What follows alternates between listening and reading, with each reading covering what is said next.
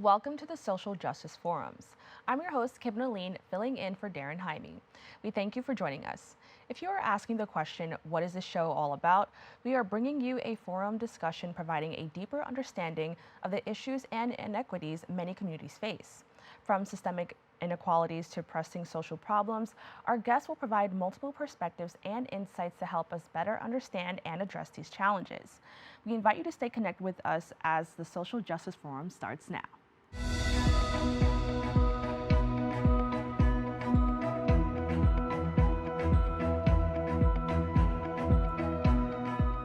Welcome back. New York City's primary election is happening on June 27th, with all 51 city council seats being contested. This follows after the major redistricting effort prompted by the 2020 census. This presents an important opportunity for voters to select new representatives for the council or re-elect incumbents who are serving shortened two-year terms. To ensure effective civic participation, the New York Latino Civic Engagement Coalition is actively engaged in raising awareness among Latinos in New York City about the significance of voting in the upcoming city council primary elections. Joining us to discuss more is the senior counsel at LatinoJustice PRLDEF, Fulvia Vargas-De. Thank you so much for joining us. Thank you for having me. Now, can you first just tell me a little bit more about the overall organization? Yes, LatinoJustice has worked over the last 5 decades to ensure and protect the rights of Latinos across various pillars, including economic justice, voting rights, immigration, and our Puerto Rico pillar.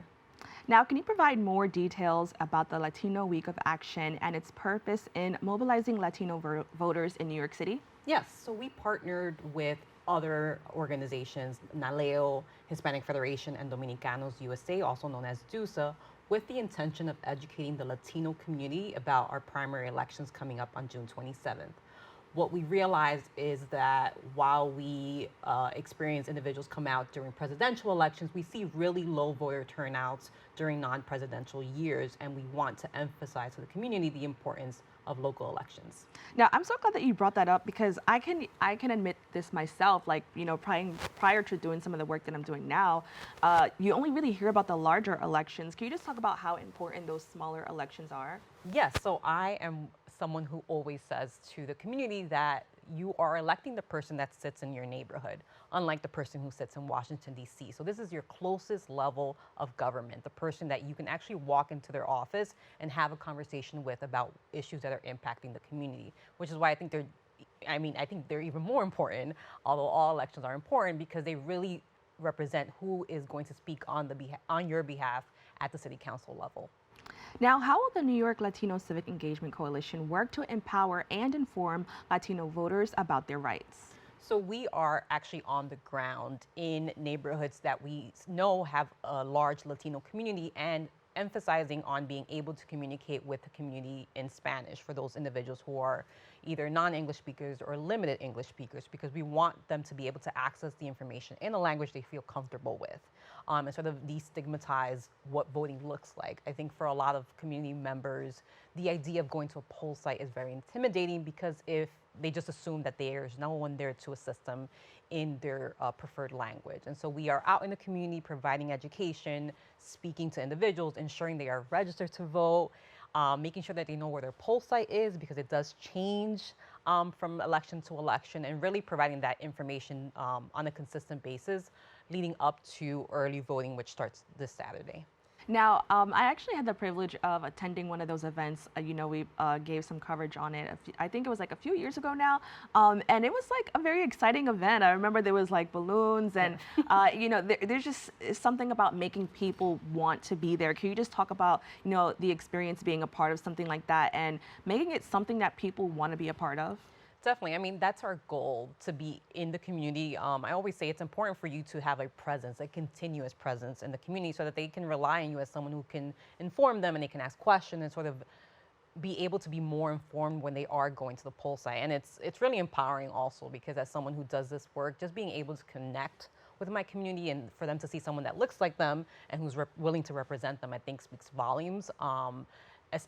in turn of having someone who doesn't really know the community and doesn't know what issues they're facing come in and tell them, oh, well, you should go vote for this person without having a real awareness about the issues they're facing. And I think it's important because it shows that representation. When we hear the term, we often think about like the big screen or, movies and television, but it just shows how important it is in almost every aspect of life. So I'm so glad that you mentioned that. Can you also talk about the importance of equitable access to the ballot? Yeah, I think this is crucial when we think about you have a right to vote, right? It's not a privilege. It's not something that someone gives you and takes away. It's a right. It's a constitutional right. And equitable access to the ballot, it's something that we discuss, but when you think about, does it even happen? Does this right, is this something that we actually in the community see that it's equitably accessed? And the answer is no, because there are many barriers to the ballot that exist for our community members, be it language access, misinformation about being disenfranchised because you have had contact with our criminal system. It's information about whether or not you are registered to vote, how you registered, who has the ability to register to vote. So I think equitable access really is impacted by the misinformation or disinformation that occurs in our community. And we see sort of access being impacted day to day in different ways. Now, can you talk a little bit about just the importance of being well informed? I know, especially like in my age group, a lot of people have talked about like being in the ballot and then going on their phone to like see who they're voting for. Can you just talk about, the importance of providing information and knowing, I guess the term know before you go in regards to voting? I mean, it's crucial, right, that you're going to your poll site informed about who you want to represent you, because where are they aligned on the issues? Are they advocating for the issues that are important to you? But we also know it's extremely daunting because there are so many elections in New York City. We hold elections, I think, every year so far. Last year we had 2 primaries and a general election, and it constantly feels like you're constantly having to inform yourself. And when we think about the issues that our communities face, it can be overwhelming to even think about voting. Not only to be informed about the candidates, but with all the elections that go on, figuring out who's running for what position, why does it matter? So we find it crucial to sort of break down the issues, break down, are you having an election? Is it contested? Because there are some districts that are uncontested. Even explaining the process of voting is crucial, because now we have ranked choice voting in New York City. And so whereas you would go and vote for one person, you now rank people. And that's even foreign for people and has sort of also impacted the way people feel overwhelmed when they're visiting their poll site. Now, I also want to touch on the younger generations a little bit. How has it been working with them and, getting people who are maybe 18, 19, 20 to want to step in that booth and start voting? Oh, that's such a good question, because for the Latino community, most of the Latino voters are between that 18 to 24 demographic. So we do try to target them because they tend to be the ones that are able to inform their community. So it's sort of like playing a messenger or phone. It's oftentimes that we hear, well, my parents never talked about voting, or my grandparents didn't talk about voting. It's just not something that we do as a family.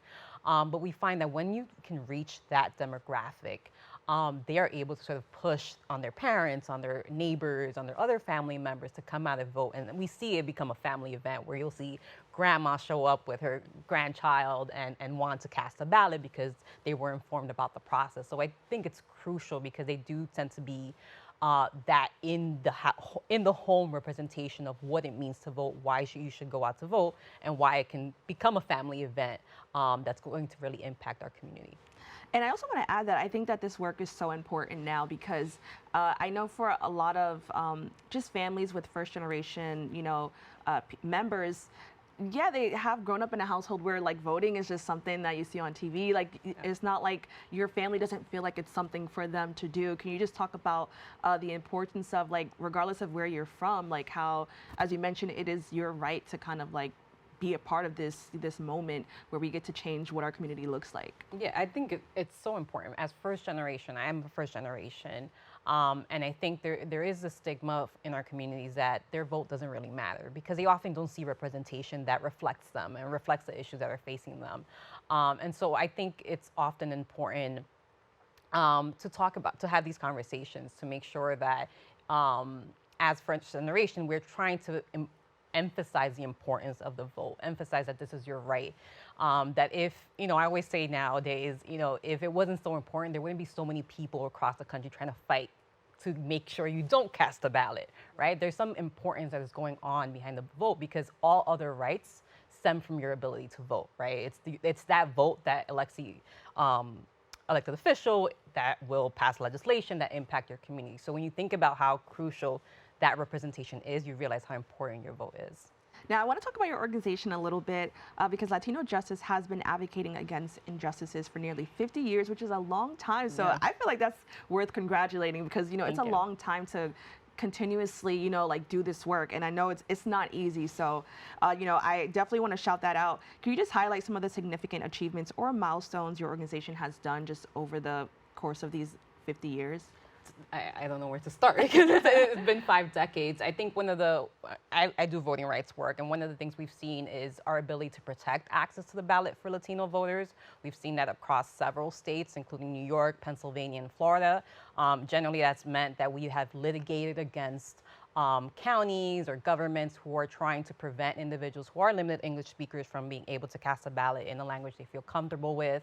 So we've been successful in that aspect. Education rights, we've also been extremely successful in ensuring that our community has representation in the education space to have equitable access to education, which I think is also crucial. In our criminal justice space as well, what it looks like for our community members to return to the community and the rights that they have or the rights that are taken away because of their interaction with our criminal system. Now, can you just talk about, you know, what are some things that you've noticed change because this has been such a long time to be doing this work, and I'm sure you were not around for the entire 50 years, you know, but what are some major changes the organization has seen in regards to getting the community to vote?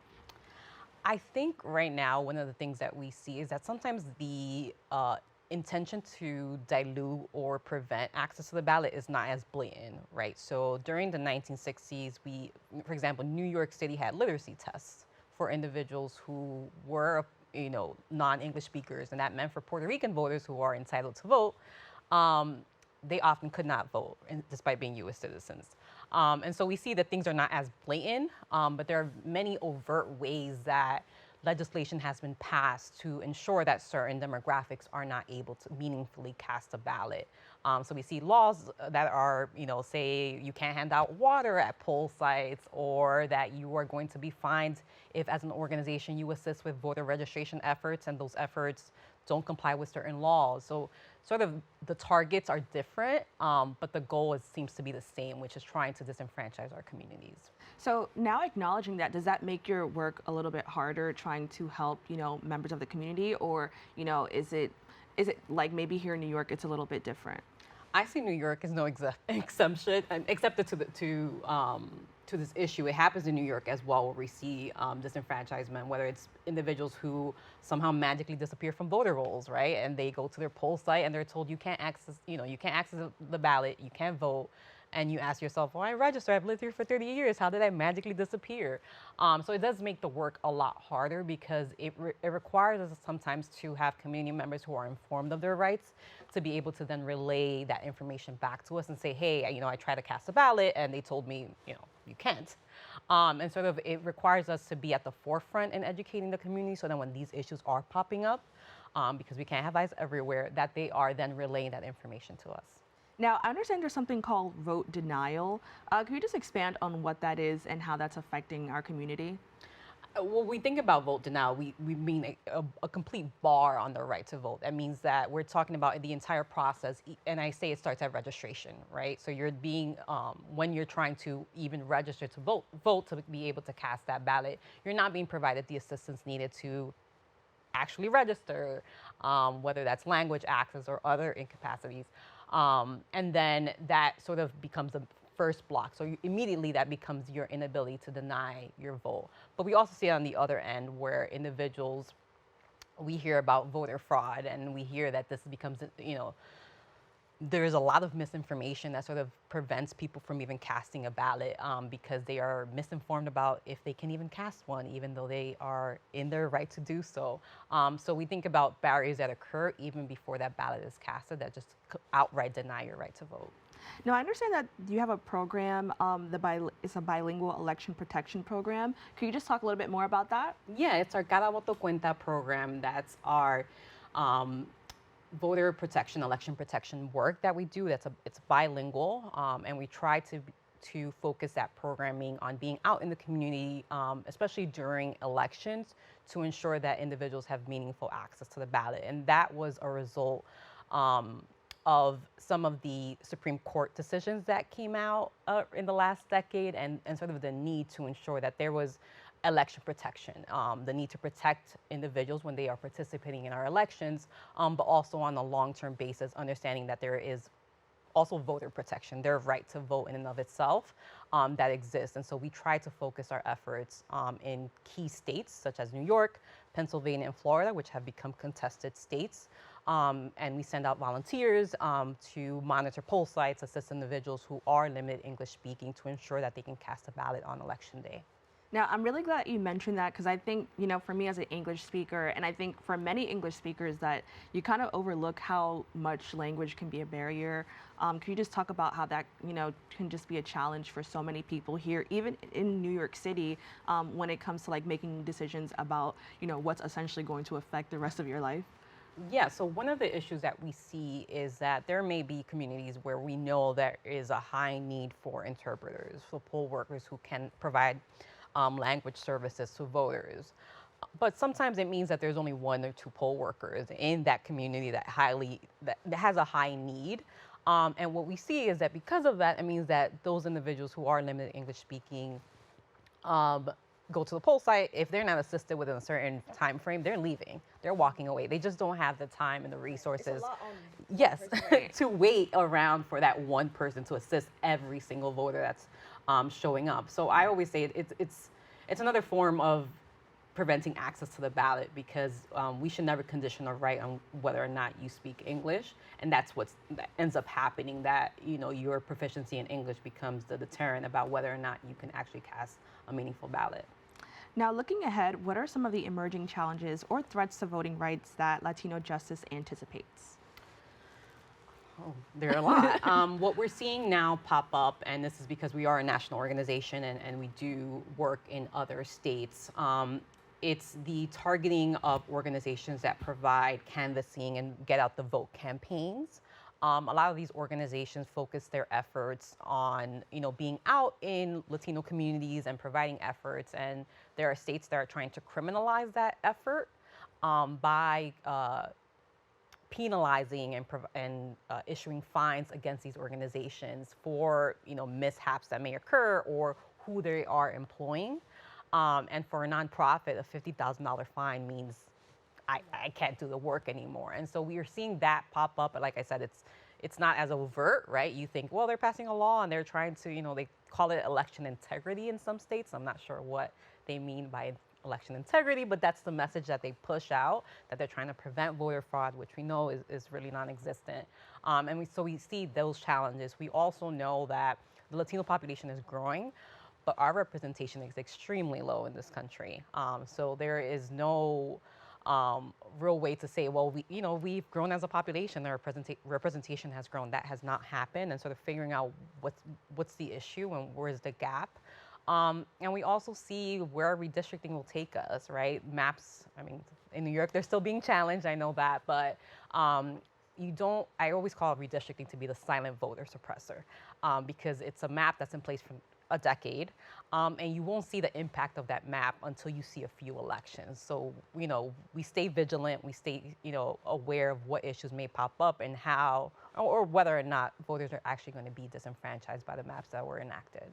Now, I feel like I've learned so much in just a short amount of time, and I feel honestly almost privileged to have this conversation with you, because I think this is something that a lot of people just don't have access to. So that's why I'm so happy we're doing something like this. Where can people go if they actually want to learn more? Like you said, some things are kind of covert. Where can people go so they can stay educated on the things that are happening behind the scenes? We provide a ton of resources on our website about, both in English and Spanish, about your right to vote, access to the ballot, numbers that you can call. The Attorney General's office in New York also has a hotline that you can call if you experience any voter issue at the polls. So literally the information is accessible by phone, it's at your fingertips, and we try to be in the community. So to the extent that you are looking for information, we're going to be out in the community this week. So please feel free, if you see us, to ask any questions that you feel like are important before you cast a ballot. All right, well, I want to thank you so much for joining us and having this conversation. Thank you for having me again. We have to take a quick break, but we'll be back right after this. We all know what it's like to feel alone. But it just takes one new connection. Want to get out of here? To empower many. This is unbelievable. It doesn't take a superhero to bring forces together. We all have the power to reach out Let's go! and help someone feel like they belong. Pretty cool, huh? We are stronger together. Where did the time go? Somehow I lost all those years. Where did the time go? I don't know how I got here. Or how did I get here?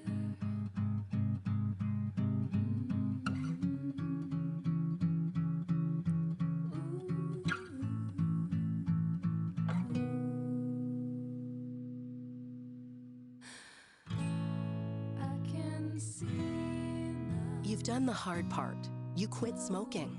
Now do the easy part and get scanned for lung cancer. If you smoked, you may still be at risk, but early detection could save your life. Talk to your doctor and learn more at savedbythescan.org. Even though we didn't grow up together, he's my favorite brother. Hey, sis. I'm the baby of the family, and he's the gentle giant. What you know about poor Georgia? Man, please, that's a classic. You know when they say people are a rare breed? Yeah, he's that. I'm sorry, I'll be back in a few hours. Don't worry, Shug. You know I'm for you. I know. Go get the football. That was my favorite memory. He was always for ya. This is a true story of me, Bridget Floyd, and this guy, George Perry Floyd Jr., my big brother.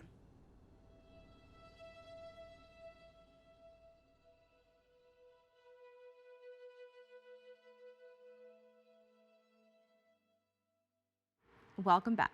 The Center for Employment Opportunities, known as CEO, is a leading organization dedicated to offering immediate and comprehensive employment services exclusively to individuals who have recently been released from incarceration. As the nation's largest re-entry employment provider, CEO's program model serves as a guiding framework for participants to successfully attain their long-term objective of establishing a sustained connection with a legitimate workforce while preserving their newfound freedom. Joining us now is the NYC Regional Director of Center for Employment Opportunities, Cynthia Y. Brackett. Cynthia, thank you so much for joining me. Hi, Kibin. Thanks for having me. Now, can you tell us a little bit more about your organization's CEO? Sure, yes. So at the Center for Employment Opportunities, we are a nonprofit social enterprise providing comprehensive employment services to individuals returning home from incarceration. CEO's mission is grounded in the theory of change that if formerly incarcerated individuals are provided with structured employment support when they are immediately released from prison or jail, they are more likely to overcome the cycle of recidivism and build a positive foundation for themselves and their families. We believe that everyone, regardless of their past, deserves the chance to shape a stronger future for themselves, their family, and their communities. Now, what are the core values of CEO, and how do they shape the organization's work? Well, CEO believes that if someone who's coming home from incarceration wants to work, that they deserve the opportunity for employment. So we work with employers to ensure that we bring those opportunities for individuals while providing the training and the support necessary to make sure that they're ready for those employment opportunities. Now, one of the core values that I noticed when I was doing my research highlights equity. You know, what does this mean to you and to the organization, and why is this also so important? When coming home from incarceration, many folks are experiencing barriers to employment, and we believe at CEO that if someone receives the support necessary that we can work with employers who are willing to give individuals a second chance to get that meaningful employment. Employers are tapping into a pool of untapped talent that is ready to join the workforce and wants to be a productive member of society. So providing the opportunity to connect individuals with those opportunities allows someone to re-enter and be able to live a sustaining life. Now, I can imagine just, you know, trying to level up in life and, you know, obtain a job is hard just for about anybody, right? But I can imagine it's only even more challenging when it comes to people who were formerly incarcerated. Can you talk about some of the challenges they face in regard to looking for work and trying to actually just turn their life around? Right. When someone is released from prison, they have multiple barriers, which include, you know, the basic things on food, right? Getting access to food, being able to support themselves. And this is why CEO's transitional jobs component is so important, because we are putting people immediately to work when they are released from prison. That allows them to earn a daily paycheck. And that is what's helping them to support their, like, that immediate financial need, while also gaining work experience so that they can now put this experience on their resume and be able to go out on interviews. In addition to that immediate employment being the barrier, folks are facing housing barriers, food insecurities, right? And CEO works with partners to help address those needs while we're connecting them to full-time jobs. Now, can you talk a little bit further about how CEO aims to support individuals who have been returned home from incarceration? Sure. CEO works with folks returning home from incarceration who face the greatest barriers to employment and the highest likelihood to return to incarceration. Many of our participants have little to no work history, low levels of educational attainment, and multiple previous convictions. So people come to CEO incredibly motivated to work, but they face the obstacles to finding a job. About half of our participants will have not worked before as an adult, and our transitional jobs really help them to gain that work experience that provides immediate financial stability. Now, can you explain how CEO's program model helps participants achieve long-term goals and stay connected in the workforce? And I definitely want to put an emphasis on long-term because I think that's super important. So can you talk about that a little bit? Yeah, so our program model has been rigorously evaluated, and we provide four phases of support. It's job readiness training, transitional employment and paid advanced training opportunities, job coaching and placement assistance, and 1 year of retention services for people who have secured employment. So all participants who work on our transitional work crews receive a daily paycheck. This reinforces that relationship of labor to income and helps returning citizens meet that immediate financial need. Our transitional work crews are led by a site supervisor who provides the daily feedback and mentorship and transportation to and from the work sites. A CEO participant works 4 days a week, and on their off days, they work with a job coach to help them to address the employment barriers. And when they're ready, they begin working with a job developer to get a full-time job. After they secure that full-time job, that's when they begin working with the retention specialist who's helping them to ensure to keep that job and doing any on-the-job coaching to ensure they don't lose it. Now, how does your organization work towards reducing recidivism and increasing employment opportunities? So we've engaged in multiple external evaluations that demonstrate our model is effective and works to reduce recidivism. A randomized control study found that CEO participants are 22% less likely to have a new conviction 3 years following the program completion. Another study found that CEO participants were 48% more likely to have a job 3 years after their release. So more information on these studies and other findings can be found on our website at ceoworks.org. To make our participants more marketable, though, and answer the needs of employment, we offer advanced training opportunities. CEO's economic portfolio works to ensure that justice-impacted individuals have access to the social and economic mobility by providing trainings in 3 specific areas: transportation, construction, and IT.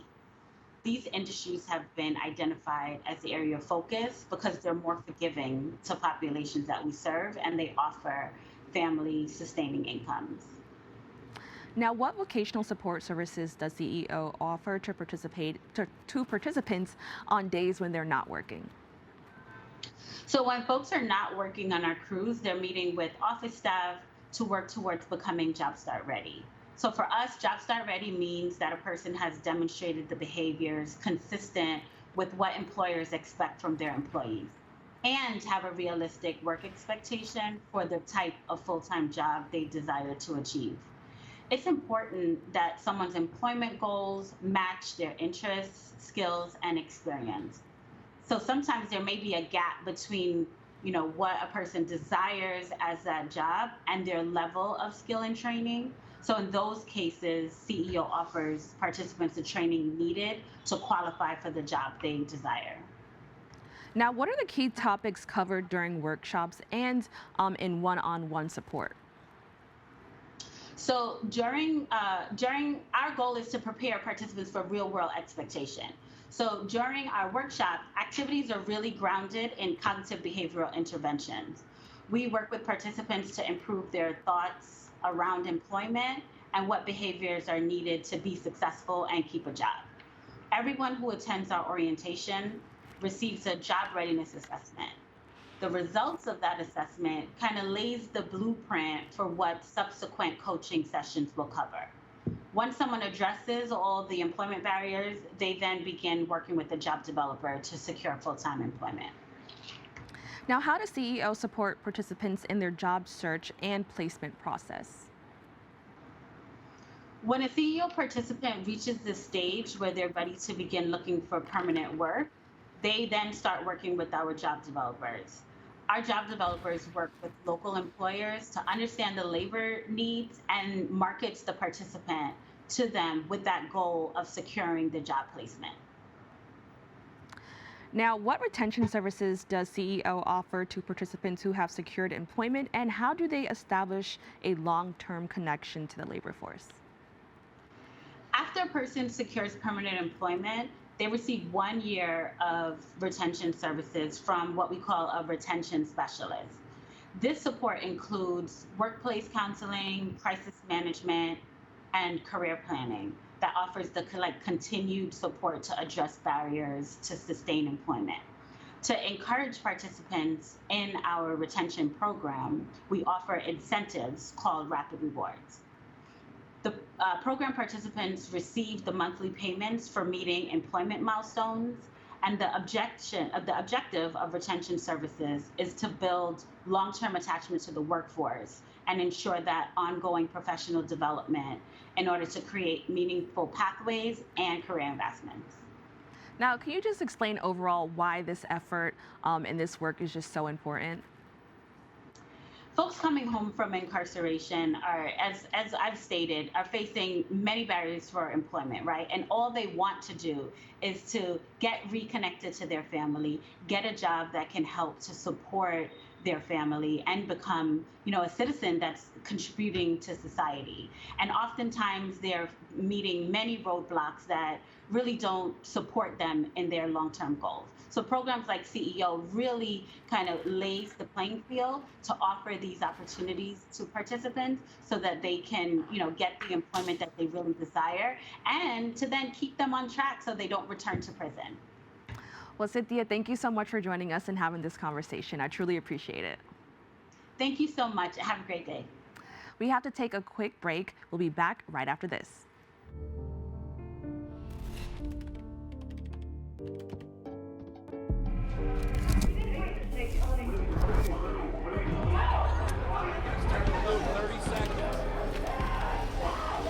I'm an ex-drug dealer, and I'll be your sub today. Can you see anything different as a pill? No. You don't know? Fentanyl is being mixed into everything now. There's only one thing that will save somebody's life. That is naloxone nasal spray. Fentanyl, it's cheap, it's potent, and it's profitable. Why would drug dealers put a lethal dose of fentanyl in drugs if they know it's so harmful? Really just all about the money. I just didn't realize that one pill could change your whole life. More kids should know.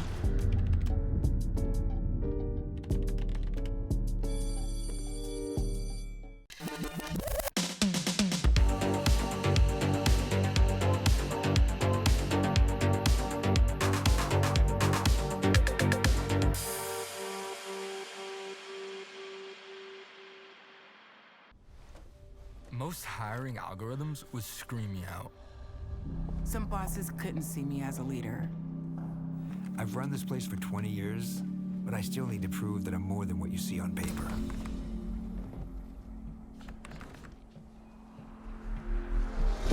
I've been running code as long as I've been able to reach a keyboard.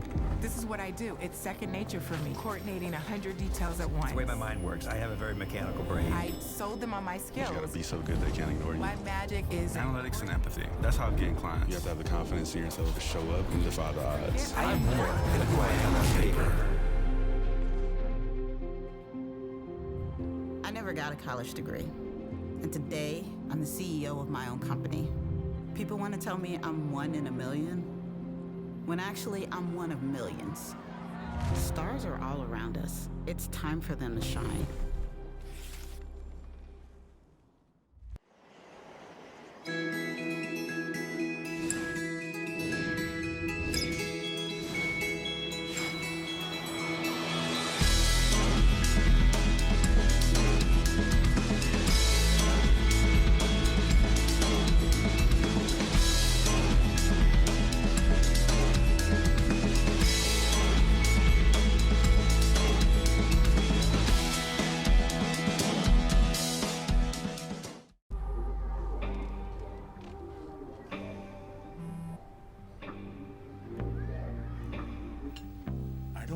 So sad. You've got a roof over your head. Bro, you gotta stop with that depression stuff. That's a white people thing. Escúchame, en esta casa, los hombres no lloran.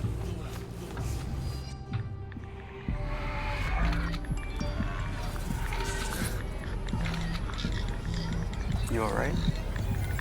It just feels like it's coming from everywhere. Do you want to talk about it? Thanks for hearing me out, bro. Appreciate it. You can talk to me if you're feeling sad. Whenever you need to talk, I'm here, okay?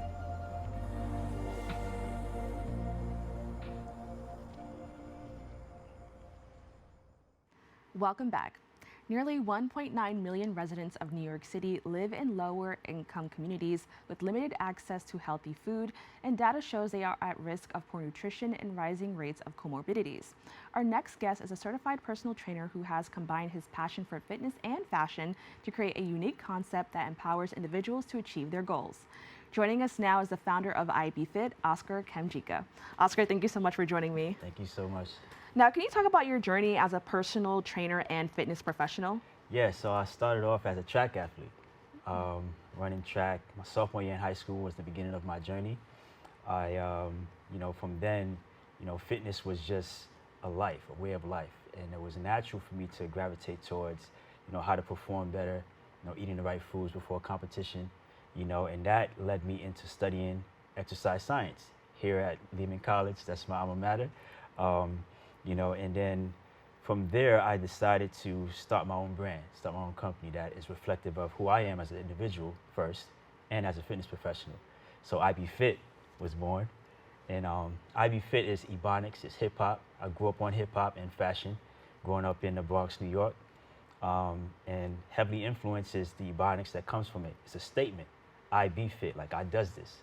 I be that dude, you know what I'm saying? So I brought that flair to my brand because it's reflective of me. And the IBE, that part comes from my name. I'm of Nigerian descent, and my name is Ibe Zim, which means I learned from my companions, or my mates have taught me to be wise. So that short part, the first 3 letters, IBE, I created an acronym, which stands for I, innovate, B, believe, E, empower. So that's my catchphrase, innovate, believe, empower. And innovation comes from my hip hop influence, like creativity, changing something to make it something better.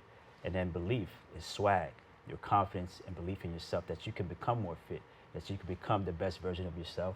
And empower, teaching others to do the same and make them feel like a superhero. I like that. I like that there's so many ways to like interpret it. Like there's so many just like layers to the name. So I think that's amazing. Can you detail the moment that you knew you wanted to make this shift and do something more? Yeah, I think I'm a natural entrepreneur at heart. I say that because I had my first job was working at a bookkeeping at a daycare center. I was a bookkeeper, and I didn't like any bit of that except for when we did recess to play with the kids outside. So fitness and activity and being active, that's what I'm about. And I just knew that I needed to do something in that area. But even high school came and I was good at math and science, and I thought I was going to become an engineer. And then Calculus 2 happened in college. And I was like, wait a minute, I need to be more applicable, more hands-on. And as an athlete, it was just second nature to transition into the fitness profession. Now, how does Ivy Fit empower individuals to make bold statements through apparel and actions? All right, so growing up, I was influenced by Spider-Man. That was my favorite Marvel superhero. And I always wanted to emulate what I saw as a superhero. And I thought that, Ivy Fit could be something that can empower people with that statement. Like, even if you're not as fit as you want to be, start where you are, and then look yourself in the mirror and say, I can do this. I am this already. And then walk that line. It starts with the proclamation. It starts with the belief in yourself. And that's one of our statement, I innovate, B, believe. You have to believe that you can achieve it and then walk that walk. Now, you know what I also like when you mentioned Spider-Man, that for so many superheroes, their suit is like a huge part of their confidence. Absolutely. And it adds so much to like who they are. So, yes. I mean, I love the idea of like, I didn't think about this before, but like how you dress, especially when you're trying to get fit or enter the gym, could really add so much confidence, whether that's just how your clothes fit, you're not being self-conscious about how you look. Because I know like sometimes if you're feeling too self-conscious, you're like kind of afraid to put yourself out there and give it your all. So I kind of love seeing that connection. Yeah, yes, absolutely. Now, what certifications and qualifications do you hold in the field of fitness and exercise science? I have a bachelor's degree in exercise science, and I also hold several certifications through NASM, National Academy of Sports Medicine. Sports performance specialist, also corrective exercise specialist, fitness nutrition specialist, golf fitness specialist, and also I just did behavioral change specialist as well recently. Oh, can you talk a little bit more about behavioral change? So behavioral change, it's very useful in that it meets people where they are mentally before we even talk about the physical, because mentally you have to want to change. It's premeditated. First, you got to think about it and then take action. So behavioral change tackles your habits and then your thoughts, because your thoughts become habits, and then habits become, your destiny. So we try to tackle it with positive thoughts first, trying to get away from bad habits that they had in the past because of their negative thoughts, transfer that into positive thoughts, the can-do attitude, and then instill some belief in them so that they can take some action steps towards becoming what their goals are and achieving their goals. Now, I love that you're talking about positivity and just recognizing that a lot of it is mental. I think that sometimes when we're like scrolling on Instagram and we see a lot of these fit people, and sometimes I like that you're also certified, because sometimes people are not, they may be good at what they're doing, but they're not certified, and maybe they don't know how to approach people who are trying to make that change. And then I think sometimes it could feel exclusive, like maybe I don't belong here. Can you talk a little bit more about making this space something that people feel that they belong?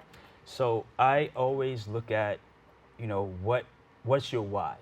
Because everyone's why is different. If your why is because you want to post on social media when you're going out to Cancun with your homegirls, crop top bathing suit and all that, maybe that's a strong enough why for some people. They like the likes, the adrenaline that comes from people, giving them some approval.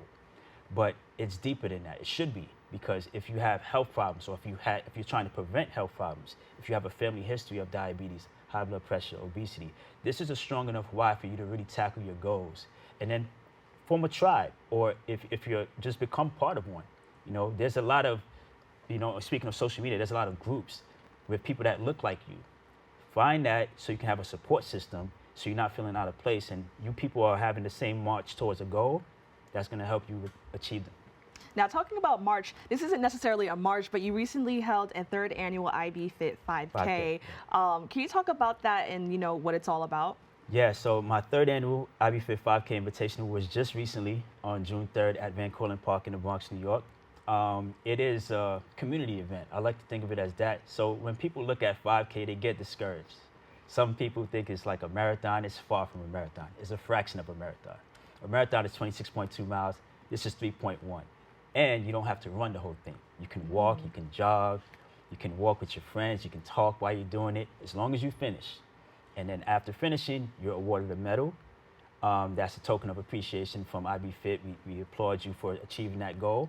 And then you have something tangible that you could take home with you to let you know that I was there on this event. I did my 5Ks. A lot of people, it was their first 5K. I was so happy that, they finally made it. They finally achieved something. And then the next thing is a 10K, possibly a half marathon, and eventually a marathon. So this is something that can get people jump-started towards their fitness goals. Now, I like that you mentioned that it's not just running, because I think it allows more people to feel like it's something that they can be a part of and something that they can do. Because I know when I was doing my research, I was like, oh, I would not be able to do this. But the fact that I'm like, oh, you can walk or jog, it's like it meets people where they're at. What was the experience like being a part of something like this? And, how do you even prepare to be a part of something like this? Well, I started this in 2021 during the pandemic, and I was even blessed to get the permit. I was nervous at first when I applied. I'm like, I'm not sure if I'm, what the heck, let me try. And then I got the approval, and then, I said, okay, let me run with it now, because now I got a chance to really do something big. And I did it, and that first annual was something that was a huge success in that it brought people together. It was a lot of people's first 5K, and then also it made me realize that people just need more community events.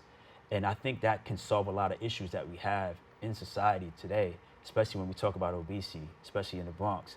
There has to be more events like this, not just 5K walks for causes, but also just community events that, promote health and fitness, at least the awareness of it, And I think that's what my event did, especially that first year. Now, I love that you talked about the Bronx, because I think that a lot of times when we see these these types of runs, it's somewhere in Manhattan. You got to go somewhere far, and it's nice to see that there's a community of people in the Bronx that want to be fit, want to be healthy. Can you just talk about the importance of that and the impact it has on the community? Yes, it's very important that we do this. First of all, the Bronx is sometimes the forgotten barrel, which I don't really like. I think the Bronx needs to really stand up tall and be proud. We're about to celebrate 50 years of hip hop, August 11th. So let's soak that in for a second. And we have a lot of historical parks as well. Speaking of, so this event and other events should be more implemented, because the funding that the city gives, I don't think is enough. I think we should really hammer home, what about the community? Instead of just preaching to us about the statistics, about, the percentages of obesity, we know that now. So what are we gonna do about it? And have people that are really in the community, in the trenches, bringing forth events like this to the Bronx communities to make a huge difference. And I encourage this. I encourage picnics again, block parties again, cookouts again, that also have seminars and professionals that come together that can offer their services and make a real impact and a real difference. Now, how did the event raise funds for new IB Fit athletic apparel, and which organizations will benefit from the proceeds? So, so I had some donations. So on one sign up, I have a donation link that people can send donations to directly to even if they did not participate in the 5K, they can send donations to the two causes that I have. One of them being the Good News to Scholars. Good News to Scholars, Inc. is an organization that promotes mentorship and scholarships for underprivileged kids, and also kids that need assistance to get to college out of high school. The other organization was RCCG Tabernacle of Restoration. That is my church. We're located in the Bronx. We have a huge building project that we've been implementing and getting funding for the past 6 years now. So we really want to finish that off. And it's going to be also community events too. We do community outreach. We do food pantry. We reach out to the community in different ways. So it's for a good cause in that regard. And also it's something to help jumpstart this community of health and fitness awareness that we really need. We need more of that. Now, prioritizing fitness, I believe, can only just add to your growth, even if it's hard. It's not always easy. I'm kind of on my journey now, and there's sometimes I'm like, oh, why am I doing this? And then I'm like, oh yeah, I remember why I'm doing this. So it's not easy, but it can only add to your growth. But I also want to talk about nutrition and how that's extremely important. But a lot of the times people can often overlook that. I know from myself personally, I was going to the gym every day because that's what I saw online, people in the gym. And then I was like, I'm not seeing any changes because I'm not changing how I eat. Can you just talk about how nutrition is also important, or maybe just as important as fitness? So you want to look at fuel as food and food as fuel. The first thing we got to look at, the relationship that we have with food. A lot of times it's, oh, it's time for breakfast. Let's fill our stomach during breakfast time. It's lunchtime, same thing, dinner time. But when you work out at different times of the day, you want to make sure that you're fueling your body to work out, right? And when doing so, you're also increasing your body's metabolism. So when you consume food, think of it as fuel to do something, whether it's to work, stand long hours of the day. If you're a security guard, you have to stand up 8 hours a day. Think about that. If you're a desk worker, if you're sitting at your desk, what snacks do you have at your desk? Is it making you feel drowsy or have the itis, or is it giving you the energy that you need to go work out after work shift? Mm-hmm. So this relationship with food, we have to think of it as fuel for the body. That's the first thing. Second thing, nutrient-rich foods does our body good in that it increases satiety, meaning satisfaction levels. Empty calories do the opposite. A lot of the empty calorie foods are the not so good foods that we crave because our body is just craving either sugar or it just needs something to put in because we didn't reward it with the high nutrient foods to give us the energy to be more productive and proactive, right? So the relationship with food has to be fuel for the body to do something, to burn more calories. You're taking in calories to burn calories and do more and be more productive, move more, right? So movement is key as much as, you know, what you eat is also important.